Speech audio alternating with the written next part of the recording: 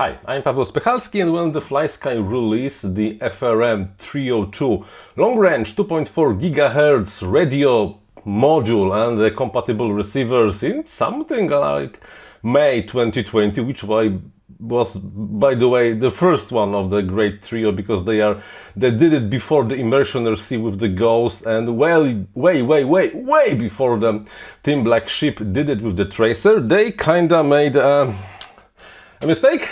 This is probably the only valid word that describes what FlySky did, because FlySky completely forgot about the users of the OpenTX. You were not able to use the FRM302 with the OpenTX because the firmware was working only with the Paladin radio from FlySky, and there was no release of the OpenTX that supports this module. However, now in the late October, early November of the 2020, we finally have all the bits and pieces that allows you to connect FRM302 with its 2-watt output power, by the way, which is kind of really like impressive, and the input for the external power over here, and really like pretty amazing performance in the air to your any OpenTX radio. What you will need the OpenTX 2.3.10 or newer, a special firmware for the FRM302, and of course basic setup. Today we will not go through the process of updating the OpenTX to the latest version. However, today we will go through the process of updating the firmware on the FRM302. So first, let's learn how to update firmware and then how to configure OpenTX with the FRM302. The process of updating of the FRM302 firmware is relatively simple. All you have to have is the special file executable for your Windows. The link to the file that enables the OpenTX support for the module is in the description, so you can just use that file, because for unknown really reason the FlySky never really make this file officially public. However, it works. So what you have to do is you have to start the file, which is called, of course, FlySky FRM firmware update, and connect the module using the micro USB cable to your computer. After you will do it, let me plug in the cable. As you see, the device was found, and all you really have to do is to hit the update button. And after a few minutes, actually quite shorter than a few minutes, because the process is actually quite simple and straightforward, the firmware on your FRM302 has been updated, and the FRM302 is configured to be used together with the OpenTX. Bear in mind, flashing the OpenTX firmware to the FRM302 disables the support for the FlySky Paladin radio. So either this one or that one. And now, after we have all the bits and pieces, let's see how to set it up in your radio.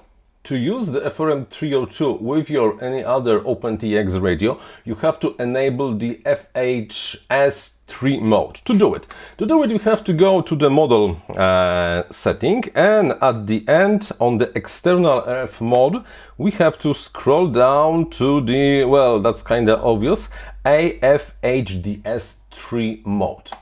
After this will be done, you can see that receiver light is blinking blue. That means it's powered, but without the connection yet.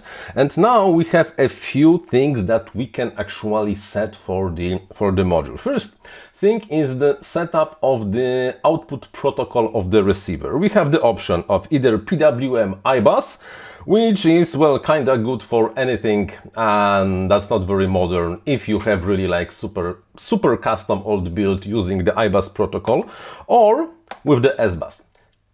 Checking either iBus or S-Bus decides if the receiver compatible with the FRM302 will output either S-Bus or iBus signal, and that's basically on. The other thing is, well, kind of the channel range. We have two options, because the S-Bus is capable of transmitting 18 channel. With the S-Bus you will have 18 channels, but of course if not, then with iBus you have only 14. And the last thing that we can, well, actually two last things that we can set up is the RF power. Here you can set up how much output power the FRM will produce to the ether and transmit to your antenna, and with the default 25 milliwatts you really should get at least pretty good range. This can scroll up to 2 watts, but please do remember that when using the internal battery of your radio, you can go only up to 500 milliwatts. Above that value, well, the battery in your radio just does not have enough juice to do it. So it will be limited. If you, however, want to use the full power, you have to plug in a separate LiPo on XT30, for example, double 2S with the XT30 plug, and check the switch over here to the internal power, and then you will have full power. But let's be honest, for the majority of the users 100 milliwatts will be more than enough. And the next thing is, of course, what we would like to do in the fail-safe event. We have option hold, custom, and no pulses. And once again, when S-Bus is used, go with hold, because the S-Bus has the separate flag inside of the protocol that it forms that there is a fail-safe mode. So using this is basically fine. If, however, you would like to use, I don't know, PWM, then no pulses is the better option. But with the S-Bus, and I'm pretty sure that majority of you will actually use the S-Bus, the hold is the option. If, however, not, then use no pulses. Flight controllers also should be able to pick up the fail-safe flag and react accordingly. However, I really do not suggest of setting custom fail-safe with the separate values on different channels, because this is always a mess and causes a lot of problems. However, if you are using the FRM and the receiver with a lot of single PWM outputs, this is kinda your option. The last thing is of course binding, and to bind, you bind this thing as any other radio.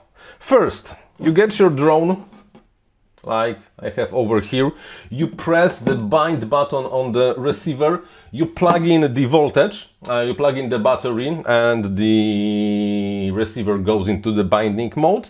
Then you click bind with the Unicast telemetry, because yeah, we kinda do want to have the telemetry, and after a few seconds the receiver should be binded. I will not be binding right now, because right now the receiver is buried deep inside the drone, so it will be slightly problematic, but there really will be absolutely no problems. And as a proof, you see, the drone was just connected and module status is connecting. Oh, it's not connecting, so I will have to bind again. Give me a moment to bind. Okay, what happened after updating the firmware? I kinda got rid of the binding status. So now I put the receiver into the binding mode. Can you see it? Over there, the green light is flashing on the receiver. That means it's ready to bind. And now what we have to do, go to bind, select Unicast, binding, connected. And here, as you can see, the module status is in the connected mode. And to be honest, that's all. The last thing, mainly as a proof of the possibilities, is the telemetry. Because the FRM302 can receive the telemetry when connected as the iBus telemetry. I will not cover this part of the material now. However, when you will go to the Discover Sensor status, the telemetry screen, and Discover Sensors, because I have this thing really configured on the drone, as you can see, I do have some values. However, some of the values are pretty well meaningless, but this is completely different story. We will not cover this part right now. And probably that's really all we can say right now about the FlySky FRM302. It works nicely with the proper firmware and of course with the OpenTX 2.3.10 or newer. And with that rather positive thought, that's all for today. Until the next one. Bye bye.